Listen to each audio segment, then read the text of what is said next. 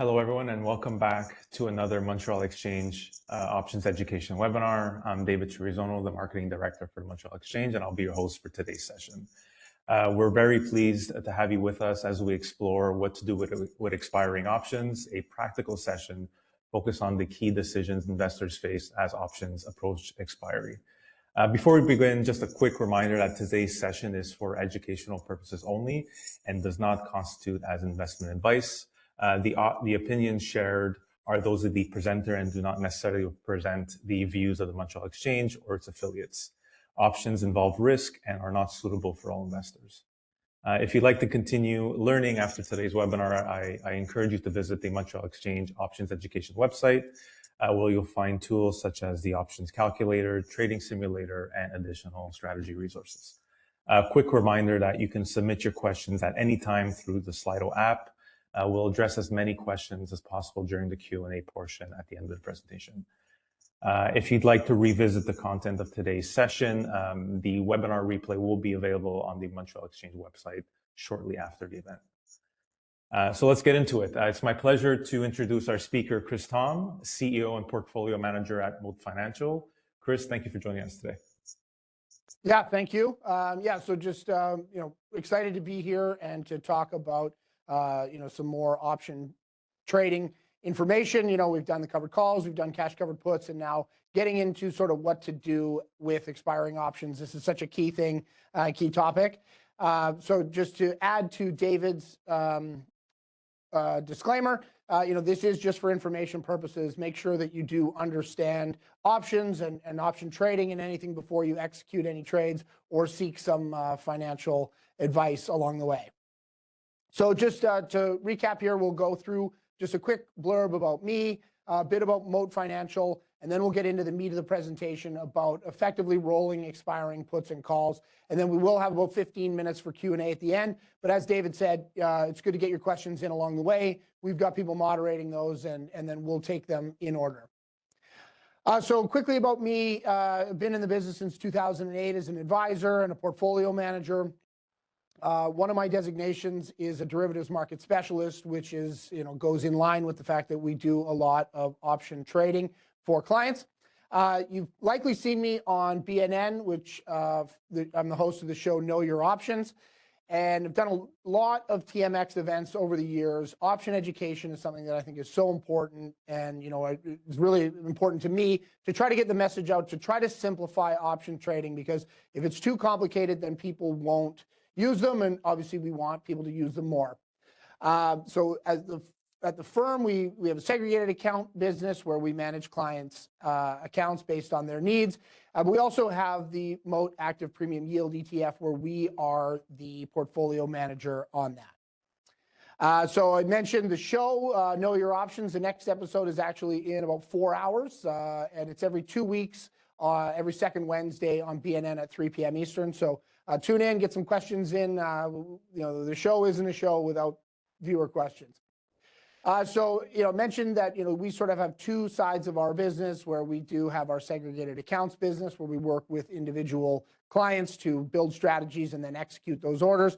But then we've moved towards also having an ETF, which is the Moat Active Premium Yield ETF. It's TSX listed. We focus mostly on selling cash covered puts that are out of the money to generate premium. And it's meant to be an income play that provides downside protection in every trade that we do. Okay, so options, as you start to learn how to use them, you sell a covered call or you sell a cash covered put, that's mostly what we're going to be focusing on, is those two sides of the option trading versus the buying.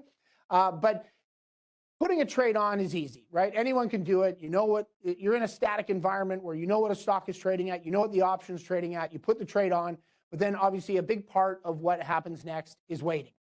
So as we get closer to expiry, this is where more decision making needs to happen, and we need to actually use what we know about options and use what we know about these positions that we've created in order to adapt and adjust them in order to keep the strategies running. So put on a trade, and then as we get to expiry, the option is going to be in one of two scenarios. It's either in the money or out of the money. So out of the money means that the stock has not breached that strike price. So if it's a call option, it means that the stock is below that strike.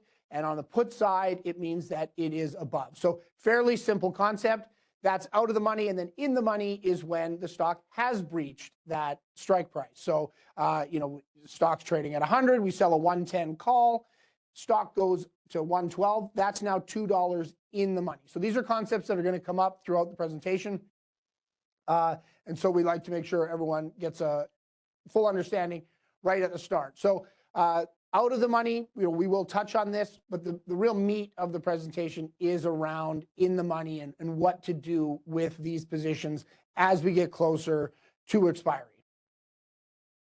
So out of the money, here, this is a situation where the option is going to be worthless. So in this image here, you see the writer has sold this option, and then when you're selling out of the money calls or out of the money puts, you're initially just selling time value. So the thing with options is they are a wasting asset. So they have value based on how long that contract is going to last. We know that options are different from stocks in that they are actually a contract between two investors through the exchange, giving the buyer the right but not the obligation to buy a set number of shares for a certain price on the call side, or sell shares at the strike price by a set date. And as that date approaches, you see that the time value, as time gets lower, starts to erode.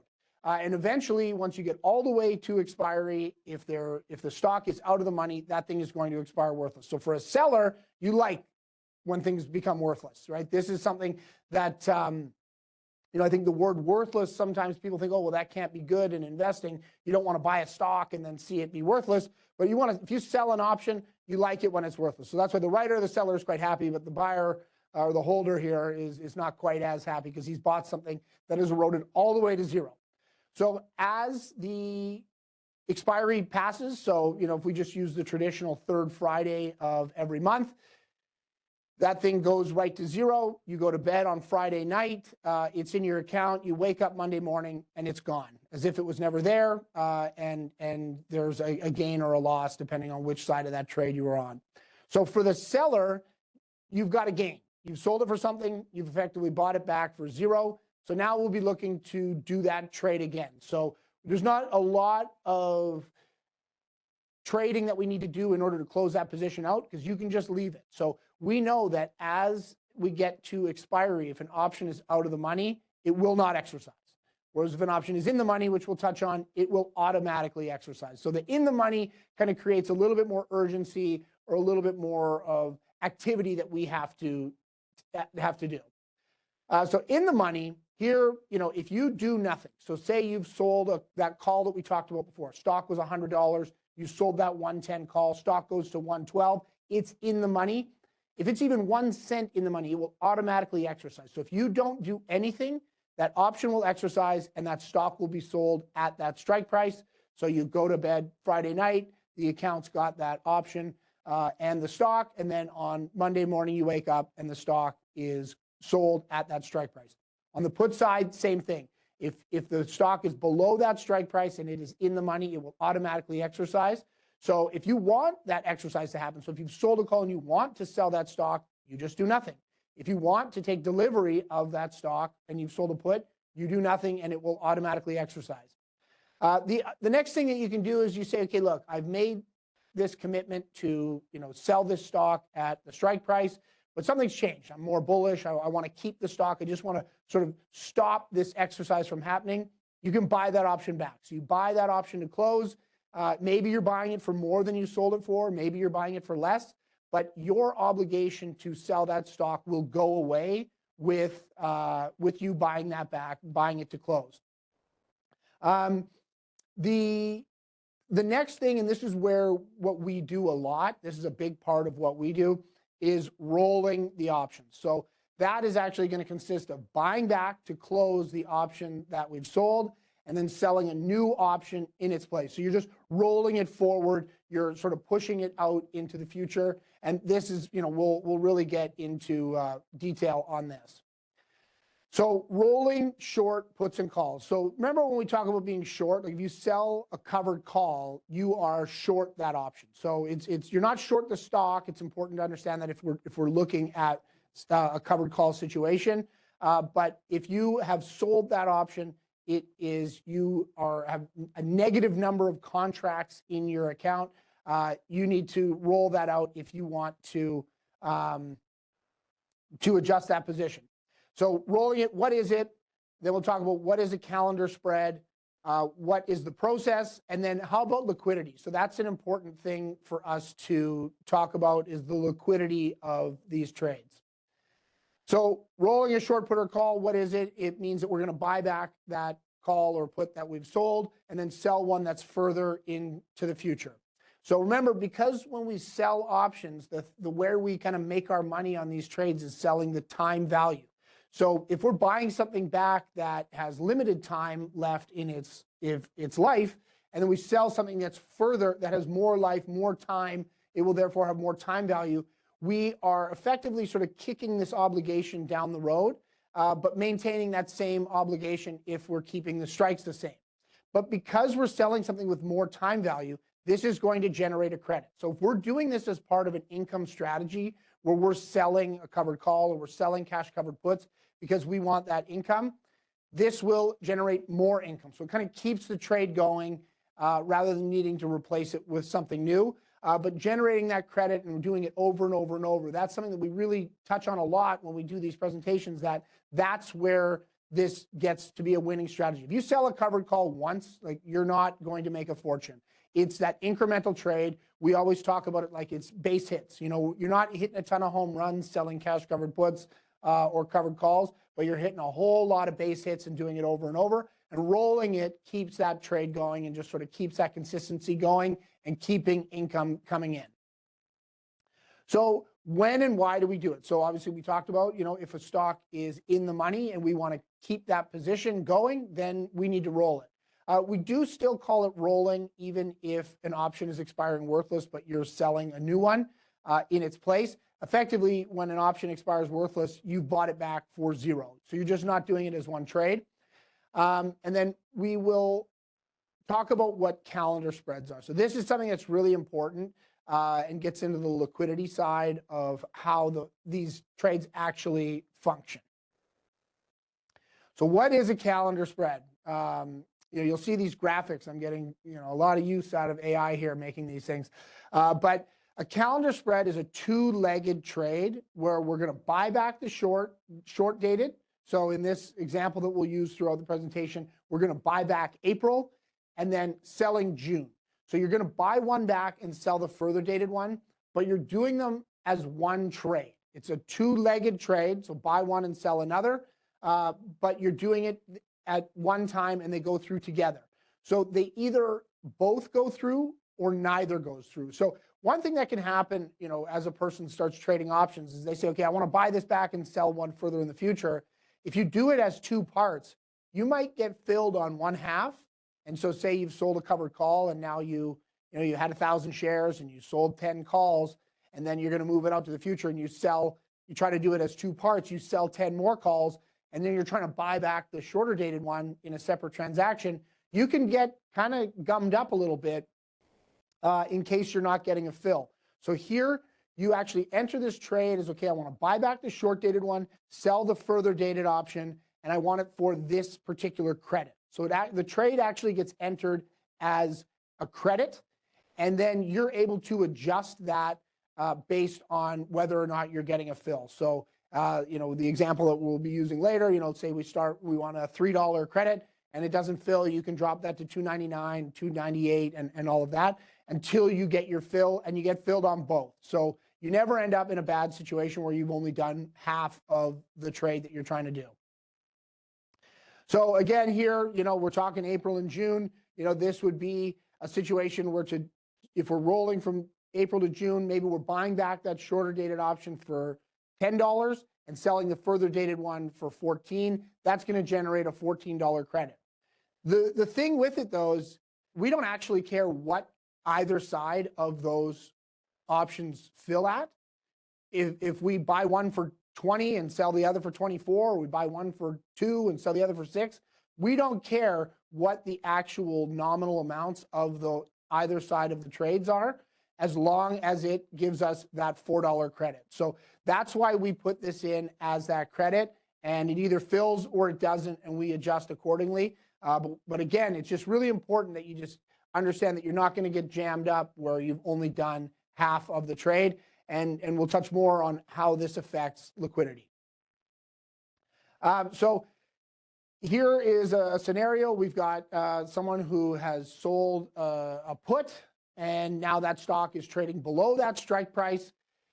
This investor has said, okay, I want to keep exposure to the stock, but I don't actually want to take delivery of it. So I liked being short this option. I liked generating that credit. I preferred to have the cash set aside and then the short option position rather than taking delivery. So if it's in the money, this investor needs to do something in order to prevent him from taking delivery at this time. So he's gonna roll this position, and he's gonna generate an additional credit. So when he first sold that option, he would have generated a credit, and then now we're gonna generate a further credit for more income and keep the trade going by rolling it out. So here we've got a $50 put on ABC stock that we sold for $5 back in January, so a couple of months ago. And now that stock is trading at $48. So it is now in the money. And we're sitting here, it's, obviously April expiry is not actually 2 days away. So we're kind of fast forwarding in this example. But now there's 2 days left. So sold it in January. It was out a couple of months, out about 3 months. And now there's only 2 days left. So that time value should have shrunk pretty well, close to zero. So that's why this option should be trading just over $2, because obviously 48 is $2 below 50. So there's $2 of intrinsic value. And then there will be some, a few pennies that would need to get paid to the market maker for transacting with you in order to make this trade. So we want to replace this April $50 put with the June. So we're going to kick it out 2 months. And so because we're going to be buying the one for $2 and June has more time, it will have time value in it, we can sell that one for $5. So we're going to be able to generate about a $3 credit by doing this transaction. And so one more. This is the height of my graphics capability. It's not quite that simple, okay? So we're going to have to take into account some of the spreads on either side of the option. So we got to remember the bid-ask spread. So if we look at that April option that I said would be, was $2 in the money, and I said, okay, that should be trading for a bit over $2 because there's going to be a small amount of time value that is on top of that intrinsic value. But that option, let's say it is bid 195, offered at 215. So about 5 cents of time value to that midpoint. And then the June one, we said it was about $5. So let's just say that's 495 to 515. So if we were to put this in as 2 separate trades and we were to buy at the ask for the April option and then sell at the bid for the June option, we would actually only get about a $2.80 credit. So here we are saying, okay, this is worth about $3, but now we're only getting $2.80. So that's a big difference, especially if we're doing this over and over and over. We want to make sure that we are getting as much of a credit as possible. So here we'll do it as a calendar spread. So I mentioned that we enter these as the desired credit. So, the true value of this at the midpoints would be $3, but we've got a market maker that we're transacting with, and so we need to leave a little bit on the table for them in order to, keep their business going. So we would enter this at $2.97 for our desired credit. And if it doesn't fill, then we can lower that to $2.96, $2.95, and eventually there will be enough in that trade for the market maker that they will do both sides. So even if we had to go down to $2.95 on this, that's significantly better than if we had entered this as market orders on both sides. So we're going to be doing a lot better for ourselves, generating more premium over and over and over if we're entering this as a spread. And we're also just making sure that we're not getting jammed up with one side of the trade filling and not the other.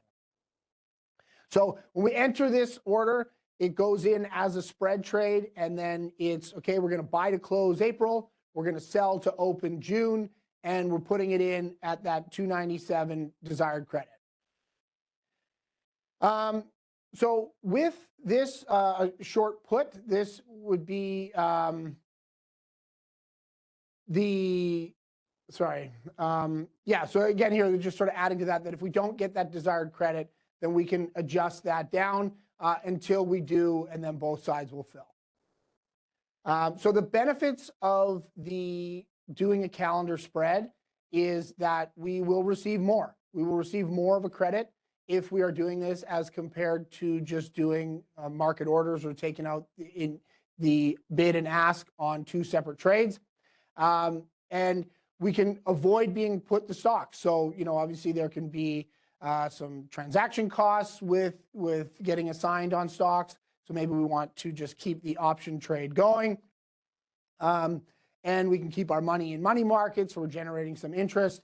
And it really just allows us to continue operating that same trade and pushing it out further and further. So the other one is on the FX side.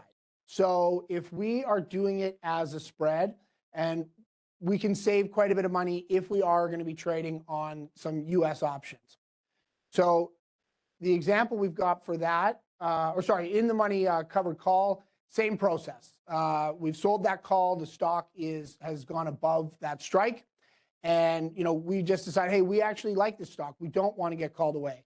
One thing that people will often do on the call side is change that strike price. So, we talked a bit earlier about, if stock was 100, we sold a 110 call. Now the stock's at 112. Well, maybe, their business is growing. They've entered some new markets. This is a stock that we want to own, and we are effectively increasing our target price on it. You can actually enter these spread trades, to buy back the April 110 call and sell the June 115 call. And then whatever the market lines up for the credit or debit in order to do that trade. So you can actually increase that strike. So over the course of time, you can increase where you're committing to sell that stock. It's a bit less so that people will incorporate the changing of the strike on the put side. Typically on the put side, you've said, look, this is where I'm willing to get long this stock. And oftentimes, if your feelings that you actually wouldn't want to buy it at that level, you often just will step away from that stock entirely rather than buying back the put and selling a lower strike put in its place. You can do it. And that's definitely available. But in my experience in the market, rolling call options up and out, kicking that can further down the road, but moving that obligation to a higher strike price, that is something that can be quite prevalent. We also talk about, selling puts, can't do it in registered accounts, but covered calls you can. So you can do these calendar spreads on stocks that you've sold covered calls on in your RSP, TFSA, any registered account. When would we want to use one of these calendar spreads on or rolling out a covered call? We just don't want to get called away at this time. Sometimes if we are looking at a situation where, say you bought a stock at 50 and then when it got to 100, you started selling those calls, and you don't want to get called away in December on this position because you don't want to trigger a gain in that year. You can push this out further so that the gains are triggered later in a different calendar year. And then also, just keep that trade going. It's just like hitting another base hit and bringing in more premium to put that into your income pile. These are associated with income generating strategies, and this sort of keeps that trade going.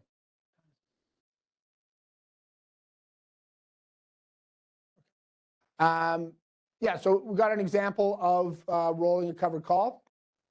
So here, back in January or back in February, we sold an April $50 call when the stock was trading at $48, and we got $2 for it. So it was a bit of a tighter timeline. That's why that option was a little bit cheaper on the selling that call versus the put in the previous example. Now we've got ABC is trading at $53, and we just don't feel like getting called away at this time. So we're going to roll this out. We'll do it to June again. We're not going to trigger that capital gain, and so we roll it out to June. Similar situation here. Now the April call is, bid 295, ask is 315, so about a 20-cent wide spread. So the midpoint being 305, and then the June $50 call. So this is an in-the-money call that we're selling. Is trading at 455 to the midpoint. So here it's $3 in the money. So there's about another $1.50 of time value that is embedded in this farther dated option that we are going to be selling. So if we did it at the bid ask, we're only going to get $1.30. If we did it right at the midpoints, we'd get $1.50. But for realistic trading scenario, we would be able to put this in at a calendar spread with a desired credit of about $1.45, and that gives the market maker a nickel. And a nickel might not sound like a lot, but obviously for market makers, they're doing these transactions all day, over and over and over, and they're just picking up, a few pennies or nickels at a time. But we get to do this transaction at a better spot than if we just did it in the open market, not with a market maker. So looking at FX. So obviously, we like to focus on Canadian options, but we know that the U.S. has an options market as well, with a lot of big companies that people want exposure to. If you have a situation where you are selling puts and calls on a U.S. stock in a Canadian dollar account, like a registered account, for example, you're rolling these things, you want to make sure that you are not paying the FX on this twice. So entering as a spread trade should get you the same FX rate on both sides of the trade, which will save a lot of money in the long run. So if we've got this example here, you've got Apple, say, trading at 255. We sold an April 245 call in an RRSP and a Canadian dollar account. We don't want to get called away. We want to roll this out to June, where that June 245 call, which is $10 in the money, is trading at $14. So we can buy back the short dated one for 10. We sell the further dated option for 14. We're going to pick up that $4 in US in an additional credit. So right now, the last couple of days have been kind of wild with swings in oil prices and FX, but here we're using at 137 as the spot rate for the foreign exchange. And so in that, a person could buy US dollars for 138.5 and sell US dollars for 135.5. So if you do this as a spread trade, and we do it for that $4 credit, it's going to be about $512 Canadian in that credit at that 137. But if we're doing it where we're buying at 138.5 on the option that we're buying back, and we're selling at 135.5 on the option that we're selling, because we're not getting that same FX rate, because we didn't do it as a spread properly with the same FX, we're actually going to get about $30 less. So $30, again, if we're doing this over and over and over, in this here, it would be significantly less than that 512, about 6%. So we're going to be able to save quite a bit of money in our trading costs in the FX if we are entering these as a spread. So this is where we actually like to go kind of to the next piece here and just say, or on a lot of these big US names that Canadians really like to trade, you can make your FX side even easier by trading them on Canadian CDRs. So there are a large number of large US listed stocks that now have Canadian CDRs that are listed on the TSX and then trade options on the Montreal Exchange. So you can actually get exposure to a lot of these US companies, but doing it all in Canada, where you're not going south of the border on anything. The CDR has everything hedged back to Canadian dollars, and you don't actually have to worry about converting anything. And then the other side of it that can be a big benefit is that You know, on a lot of these bigger US names, you know, they have, you know, $500-600 share prices. The CDRs are a lot smaller. So, you know, instead of a $950 US position, you might have a $43 Canadian dollar position. So instead of having to commit, you know, on, because each contract is 100 shares, instead of having to commit, you know, $100 and something thousand to a position, you might be able to make that more like $4,500. So it can really simplify a lot of your trading using these CDRs, which, you know, are still relatively new in the grand scheme of things, but they are getting really strong liquidity and growing, and more of them are getting listed all the time. So liquidity. So liquidity is something that people often like to point to as, you know, an issue. And, you know, I end up being kind of a great defender of Canadian options, that liquidity is better than I think some people perceive it to be. But rolling using a calendar spread will actually help improve liquidity even beyond what is already there. So if you've got a position that, say, you've sold a call and a market maker is on the other side of that trade, that market maker is not in the business of taking risk. So they have transacted with you, they've provided you with the liquidity on the other side of that trade, and then they've hedged away their risk. So if you say they've, you know, bought a call option, you know, giving them the right to buy a stock at $110, well, they've obviously hedged themselves. We don't worry too much about how it is that they've done that. But if we're going to roll that position, it's effectively for them not a new position. So if you're going to be buying back an option and selling a further dated option at that same strike on that same underlying, that liquidity is easy for a market maker to provide because they've already hedged out that risk. They are also just kicking the can down the road. So they are willing to take a tighter spread on that calendar spread than they would if they were initiating a new position. So effectively, if you have an existing position, and you can almost be providing yourself with the liquidity that you require in order to roll that out, rather than setting up a new position. So liquidity is something that you can actually play a bit of a part in creating by rolling these through calendar spreads. So, you know, it's just something that's important to understand, that there's a whole lot of mechanics that happen on the other side of that trade, and you're making their life easier by rolling an existing position because they've got their risk hedged out. And in turn, you would and should get better fills throughout that process because, you know, they don't need to make as big of a spread if they are doing it in this manner. So, you know, the conclusion here, I think I might have gone a little bit quicker than it originally planned. I got a little bit too excited, but I guess it'll leave some more time for questions. You know, using calendar spreads is very important. It is a way to continue to maintain the same exposure or the same underlying position on your stocks or your short options. It will allow you to save some money on FX, but also just keep that trade going, keep generating additional premium, which is what we're all here to do. I mean, if you look at the huge growth that is out there in covered call ETFs and, you know, now some put writing ETFs, they are all about generating income for investors.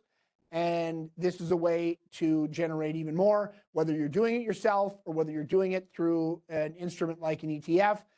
You know, in the ETF, this is what they are doing in order to roll these things out. So with that, you know, I'm a bit ahead of schedule here. So hopefully there's some questions for us to get to.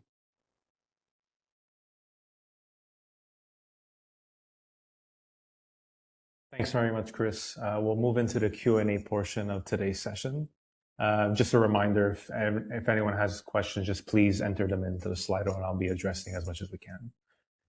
So let me start with question one. Price to earnings ratio. How much weight do you place on PE when you decide to roll options or let them get called away? Yeah, so I mean, PE, that's something that we're taking a look at. You know, for us, you know, if we're getting specific on how we manage money, I mean, PE is something that's very important to us. We're value investors at heart. So, we find a value stock that we are willing to own at a certain level. If this is something that we're going to sell puts on, PE is where we start. Obviously, it's not the only metric that we look at, but we want to have companies that are trading at attractive valuations, have strong, sustainable earnings, and we're not paying too much for them. And so once we've established that position, I guess we would continue to look at PE throughout. But if something's changed with that underlying, if their earnings have declined and now all of a sudden, it was a 15 PE when we initiated, and now by the time we're rolling it, their earnings have been cut in half and it's more like a 30 PE, then that's something that we might have a look at to decide, hey, you know what, maybe we just buy back that put that we sold and step away from that position. Or if it's on the call side, we've seen, the call, the strike get reached, but not necessarily because the earnings have gone up, but because the PE has expanded out. Then that's something that we might look at. But I guess when looking at the mechanics of entering a trade or rolling something, PE is sort of external from that decision-making process. PE is more something at the onset of a trade. Great, thanks, Chris. I have a position in Oventive. I have sold covered calls at $80 in the past. With the rise in oil prices, OVV is now trading at about the price. I wouldn't mind closing the position profitably. What is the best way to sell these shares and buy back the covered calls? Yeah, so you can do exactly that. If you're wanting to keep the stock, then you can buy back that option. If you want to keep generating option premium, I don't have my quote system in front of me right now, so I can't give you a direct answer on this specific position. But if you want to maintain that position and keep generating premium, you buy back the one that you've sold and you sell one that is further in the future. And if you are wanting to exit that position, you can just do nothing, right? You just leave it. And if it is in the money and it goes past expiry, you don't have to do it. The market will do it for you and exercise that option automatically. But yeah, if you said, hey, look, I'm worried that oil prices are going to decline now and this is going to fall below that strike, you can buy back the option and sell the stock in the open market to close it out. But for something like this, if it's something you've been comfortable owning for a long time and it has breached that strike, then, and you're okay selling the stock, then just hang tight and wait for the market to sell it for you. Great. Can you speak a bit about exercising an option before expiry? Does that happen much, and why does it happen? Would you have to buy 1,000 shares of MS before expiry when in the money and before I roll it? What are the chances of that happening? Yeah, so you know what, that's a really good question because as we know, the person who buys an option, say you buy a call, you have the right but not the obligation to buy a set number of shares for that strike price by the expiry. But you actually have the right to exercise that at any time. So the seller, you're at the whim of the other side of the trade, but whoever has bought that option, they can exercise those at any time. So if you own an option and you say, hey, I want to exercise this early, you contact your broker or wherever you trade through, and they contact the exchange, and it will get exercised. What you actually need to keep an eye on, so we were talking about rolling these options as you get close to expiry. Another thing that you actually should be keeping an eye on is ex-dividend dates. So if you've got a non-dividend paying stock, it's kind of rare that they will get exercised early on options. It can happen. Whoever buys an option, they have that right to exercise it anytime they want, and they've got their whole list of reasons as to why they might exercise it. So it can happen. But typically it'll be around ex-dividends. So if you have sold a put and then a stock is going to go ex-dividend, it is somewhat likely that whoever owns that option will exercise it early if that dividend is higher than the amount of time value that is left in the option. So if you think about that, okay, we've sold a put and we sold it for $4. And now it's in the money and there's 50 cents of time value left. So say this stock, we sold a $50 put, we sold it for $5. and it doesn't really matter what we sold it for. But now the stock's trading at 45, so it's $5 in the money, and the option is trading at 550. So if that stock is going ex-dividend and that dividend payment is 60 cents, so 10 cents more than the time value that's left in it, the chances that you get assigned are very high, because whoever has that option, they're going to get more income if they exercise it and collect that dividend. So same thing on the call side. A lot of times the day after something goes ex-dividend, it will get assigned because they want that income. So keep an eye on the ex-dividend dates, and then just keep an eye on what the amount of time value that is left, and if it exceeds what that dividend payment is. And if the time value is lower than the dividend, then the odds of getting exercised early is quite high. And if it's not, then you almost hope that it gets exercised early, because the other side of the trade is effectively giving you that free money that is within that trade. Because once an option is exercised, all of the time value goes away because the option doesn't exist anymore. So but pretty unlikely that if the time value is greater than the dividend that you'll get exercised early. Great, thanks, Chris. I don't know if they're from two separate people. I'll kind of combine these questions. Does the Montreal Exchange allow two-legged options on trading? I could affect two-legged option trading in my Investor's Edge account for U.S. options, but not for Canadian options. Can we get clarity on this for MX? Multi-leg is available for the U.S., but not for Canada. How do you simulate multi-leg on Canadian options? Yeah, so I guess what you're describing there, that would be more of your platform issue versus MX. MX absolutely has two-legged trades and these spread trades. And so if you are using a platform, so I'm not here to advocate for any particular DIY brokerages, but if they are allowed, and so if you can only do US and not Canada, that's something you might want to speak to your provider that you are using, and maybe encourage them to increase that functionality, because MX definitely does allow that. Do you roll out as soon as the option is in the money, or wait near expiration?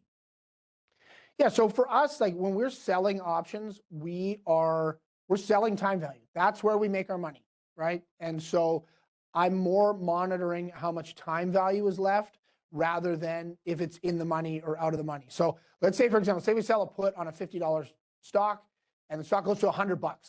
Okay, so now this put is way out of the money. The time value on that might go, we might have sold it for $1. Maybe it's 3 cents now, and there's still 2 months left. So that's something that if the time value has effectively gone to zero, then we'll buy it back and we move on to something else. Or the other side, we've sold a $50 put and now the stock has gone to $40. Well, now that option might be trading, even if there's a couple of months left, might be trading, at just over $10. So the time value has eroded effectively to zero. And so we want to be collecting that time value and maybe preventing getting assigned. So we will roll that out. So it's, what you'll find is that if you've sold an option and there's still a lot of time left and the stock has just barely breached that strike, whether it's on a put or call, doesn't really matter, there will still be a lot of time value left. And so we've set this position up, we set it up day one, and then the next thing that we need to do is wait. So if there's still time value, I want to wait and watch that erode, because the time value on an option that you've sold is a liability. And we know that liability is going to shrink over time. I don't know what's going to happen with the stock between now and when an option expires, but I do know that the time value is going to go to zero eventually. So whether it's got intrinsic value or not, that's up to the market to decide. But I know that option will have no time value later, or will have less time value as time passes. So yeah, there's no set trigger to say, okay, this is in the money, now we roll it. It's more monitoring it and waiting for that time value to erode, and then selling something new that has more time value. Because as time goes on, the time value exists in those later, longer dated options. Rolling a call that's listed on the TSX, will you pay 2 commissions? So that will be something that, again, will be up to your provider. I know, one in particular that does not charge to close out options. So that would be a commission on just one side. But that would be something that you would need to understand from your broker. Which brokers offer MX Canadian two-legged option trades? So again, I'm not in a position here where I think I can really advocate for them for one or another. Like, we don't use any online ones. Obviously, we have a professional system, but I would say it sounds like an excellent question for ChatGPT to give you a bit of a rundown. But they definitely do exist, and I think it's worth seeking out because, I think from an industry perspective, I'd like to see all of these platforms offering that, right? I want more people to trade options, and so everyone should have all the tools at their disposal. They exist, and they are available. They just need different providers to turn them on. But I'm just not here to advocate for one or another. But I would bet that AI could come up with a bit of a list for you. Okay, last question. How many days before earnings day will the IV go up? Example, CCO. Sold April 17, 160 strike for $3.50. Yeah, so you'll see when you sell options that straddle an earnings, you will see an elevated implied volatility, right? It just makes sense. What drives option prices? Changes them. A lot of times it's the implied volatility within that option. Where does that implied volatility come from? Well, it comes from realized volatility on the stock. Like, how much does this thing actually move around? And then it can get elevated with some uncertainty. So earnings always has uncertainty. You don't know what they're going to say. So option prices will go up. You'll definitely see as you get close. There's no hard number. It depends, per issuer and what the market decides, right? It's a market, and it's what market participants decide should happen to the prices of those options and that implied volatility. You will see heightened implied vol as you straddle an earnings. And as you get pretty close, you will see maybe a bit of an uptick of a few points on the implied volatility once people are a bit more certain of where the stock is trading now, where the stock will be trading entering into that earnings call. And then people will tend to pay a little bit more for options. So there is no kind of set schedule that, 13 days before it goes up. Like, that doesn't really exist. But you definitely do see an elevated implied vol for options that expire beyond the next earnings call. Great. Well, actually, one more question came in. Any advice if there are any tricks to fix a bad position? Example, I buy a BMO 200 call. The stock is now 180. My OTM call is worthless as time value goes to zero. Can it be fixed, or you just suck it up and take the loss? Unfortunately on that one, if you are buying out of the money options, whether it's puts or calls, they will expire worthless more often than not. That's just a mathematical, statistical fact. And so there is no way to correct that. I guess if you are bullish on BMO, if you felt like it was going to be good value to buy a call at 200, and now here we are, I think the stock's more like 189. Then, if you still have that same bullish sentiment, then now you can either be buying 200 calls further into the future that are now further out of the money, that should be cheaper than it was the first time that you set up that trade, or you can be lowering that strike for where you will enter that position. I mean, what I will say, so that position, it is, as you said, something that you might need to just sort of suck up here and take your lumps. Like, you are going to lose money more often than not buying out of the money options. That's just the nature of it. And that's kind of why we're on the other side of that trade, right? I don't want to have to, if you are buying options, you need to get the direction right, the timing right, and the amplitude right. So those are three things that are pretty hard. What is your benefit of that is you get leverage, right? You can make multiples of your investment. For us, we like to be on the other side of that. I don't want to try to outsmart the market. We can sell a call And, more often than not, that thing is going to expire worthless. Sometimes we'll be wrong and we'll have a bit of regret. But for us, really looking at, doing it on a basket of stocks, sometimes they'll finish in the money, sometimes they'll be out of the money. But on the aggregate, we feel like we can generate that premium. So don't have a magic wand. I can wave over this BMO position for you. But if you are bullish, then, I'd say try to look at that same position, and maybe to reduce your outlay. Then again, going back to some of these spread trades, maybe look at a bull call spread where you're buying, one call and then selling a higher strike call against that, which will cap your gains in a situation that you get that direction, timing, and amplitude right, but it'll lower your outlay and reduce your cost in the times that you don't get those three things right at the same time. Great. So that's all the questions that we have, and that's all the time, I guess, that we have today. Chris, thank you so much for joining us again, especially directly from the TMX Market Center. And thank you all for joining us. As I mentioned earlier, a replay will be available on the website, and you can find additional educational tools on the Montreal Exchange Options Education section on our website. Thank you again, everyone, and have a great day. Thank you. Thank you.